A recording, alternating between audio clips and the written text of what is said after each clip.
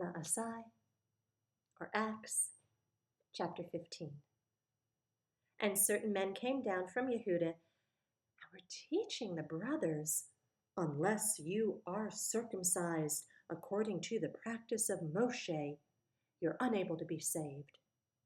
So, when Sha'ul and Barnabas had no small dissension and dispute with them, they arranged for Sha'ul and Barnabas and certain others of them to go up to Jerusalem to the emissaries and elders about this question. So, being sent on their way by the assembly, they passed through Phoenicia and Shomeron, relating the conversation of the nations. And they were causing great joy to all the brothers. And having arrived in Jerusalem, they were received by the assembly and the emissaries and the elders, and they reported all that Elohim had done with them. And some of the believers, who belonged to the sect of the Pharisees, rose up, saying, "It is necessary to circumcise them and to command them to keep the Torah of Moshe." And the emissaries and elders came together to look into this matter. And when there had been much dispute, Kepha rose up and said to them, "Men, brothers, you know that a good while ago Elohim chose among us that by my mouth the nations should hear the word of the good news and believe. And Elohim, who knows the heart, bore witness to them, giving them the set-apart spirit as also to us, and made no distinction between us and them, cleansing their hearts by belief. Now then, why do you try Elohim by putting a yoke on the neck of the taught ones, which neither our fathers nor we were able to bear?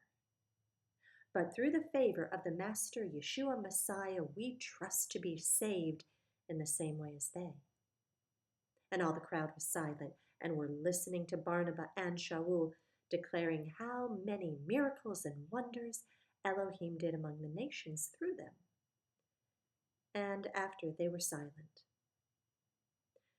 Yaakov answered, saying, "Men, brothers, listen to me. Shimon has declared how Elohim first visited the nations to take out of them a people for his name. And the words of the prophets agree with this, as it has been written, 'After this I shall return and rebuild the booth of David, which has fallen down, and I shall rebuild its ruins, and I shall set it up, so that the remnant of mankind shall seek Yehovah, even all the nations on whom my name has been called, says Yehovah, who is doing this, who has made this known from of old.' Therefore, I judge that we should not trouble those from among the nations who are turning to Elohim, but that we write to them to abstain from the defilement of idols, and from whoring, and from what is strangled, and from blood. For from ancient generations Moshe has in every city those proclaiming him, being read in the congregations every Sabbath. Then it seemed good to the emissaries and elders with all the assembly to send chosen men from among them to Antioch with Sha'ul and Barnabas, Yehuda being called Barsabba, and Silas, leading men among the brothers, having written by their hand this, the emissaries and the elders and the brothers, to the brothers who are of the nations in Antioch and Syria and Cilicia, greetings. Since we've heard that some who went out from us have troubled you with words, unsettling your lives, to whom we gave no command, it seemed good to us, having become one mind, to send chosen men to you with our beloved Barnabas and Sha'ul, men who have given up their lives for the name of our Master Yeshua Messiah. We have therefore sent Yehuda and Silas, who are also confirming this by word of mouth. For it seemed good to the set-apart Spirit and to us to lay upon you no greater burden than these necessities, that you abstain from what is offered to idols, and blood, and what is strangled, and whoring.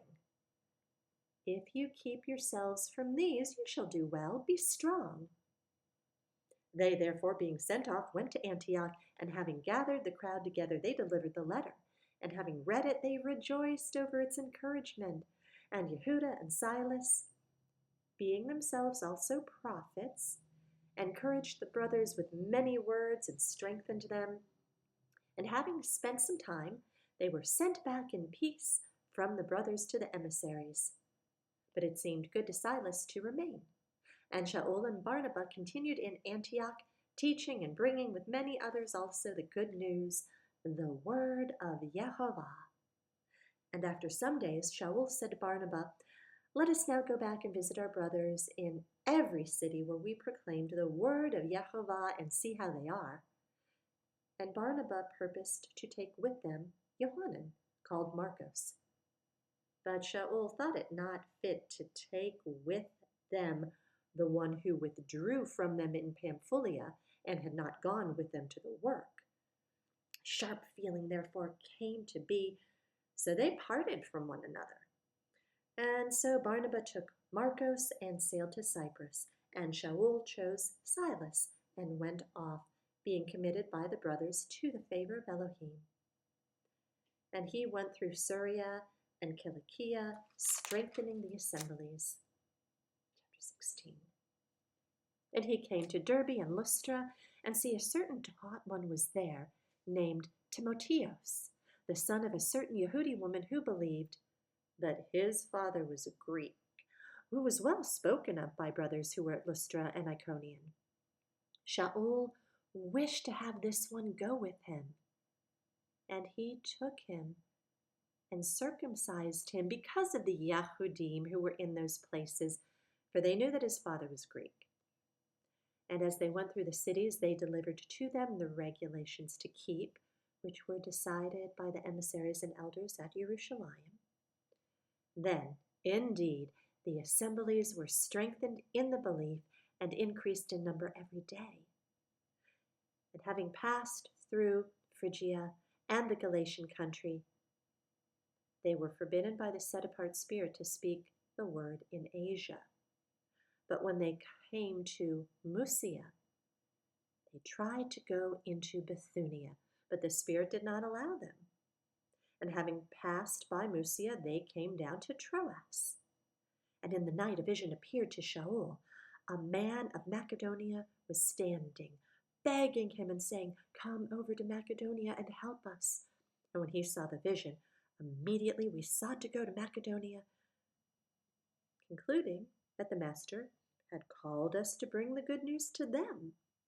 Therefore, sailing from Troas, we ran a straight course to Samothrake, and the next day came to Neapolis, and from there to Philippi, which is the principal city of that part of Macedonia, a colony. We were staying in that city for some days, and on the Sabbath day we went outside the city by a river where there used to be prayer. Having sat down, we were speaking to the women who met there. A certain woman named Lydia, a seller of purple from the city of Thyatira, worshiping Elohim, was hearing, whose heart the Master did open to pay attention to what Sha'ul said. And when she was immersed, and her household, she begged us, saying, "If you have judged me to be believing in the Master, come to my house and stay." And she urged us. And it came to be, as we went to prayer, that a certain slave girl, possessed with a spirit of Puthon, did meet us, who brought her masters much profit by foretelling. Having followed Sha'ul and us, she cried out, saying, "These men are the servants of the Most High Elohim, who proclaim to us the way of deliverance." She was doing this for many days. But Shaul, greatly annoyed, turned and said to the spirit, "I command you in the name of Yeshua Messiah to come out of her." And it came out that same hour. But when her masters saw that their anticipation of money making was gone, they seized Sha'ul and Silas and dragged them into the marketplace to the rulers, and having brought them to the captains, they said, "These men, being Yahudim, greatly disturb our city, and they proclaim practices which are not right for us to receive nor to do, being Romans." And the crowd rose up together against them, and the captains tore off their garments and commanded them to be beaten with rods. And having laid many blows upon them, they threw them into prison, commanding the jailer to keep them safely, who, having received such a command, put them in the inner prison and fastened their feet in the stocks. At midnight, Sha'ul and Silas were praying and singing songs to Elohim, and the prisoners were listening to them. And suddenly a great earthquake took place, so the foundations of the prison were shaken. And immediately all the doors were opened, and the chains came loose. And the jailer, awakening from sleep and seeing the prison doors open, thinking the prisoners had fled, drew his sword and was about to kill himself. But Shaul called with a loud voice, saying, "Do no harm to yourself, for we're all here." And asking for a light, he ran in and fell down, trembling, before Sha'ul and Silas. And having led them outside, he said, "Masters, what do I have to do to be saved?" And they said, "Believe on the Master Yeshua Messiah, and you shall be saved, you and your household." And they spoke the word of Yehovah to him and to all who were in his house. And taking them in that hour of night, he washed their wounds, and immediately he was immersed, he and all that were his. And having brought them into his house, he set food before them, and he rejoiced with all his household, having believed in Elohim. And when day came, the authorities sent the officers, saying, "Let these men go." And the jailer reported these words to Shaul, saying, "The captains have sent to let you go. Now then, come out and go in peace." But Shaul said to them, "They have beaten us publicly, uncondemned, being Romans. They've thrown us into prison, and now they throw us out secretly? No, indeed. Let them come themselves and bring us out." The officers reported these words to the authorities, and they were afraid when they heard that they were Romans. And having come, they pleaded with them and brought them out and asked them to leave the cities. So coming out of the prison, they went to Lydia, and seeing the brothers, they encouraged them and went forth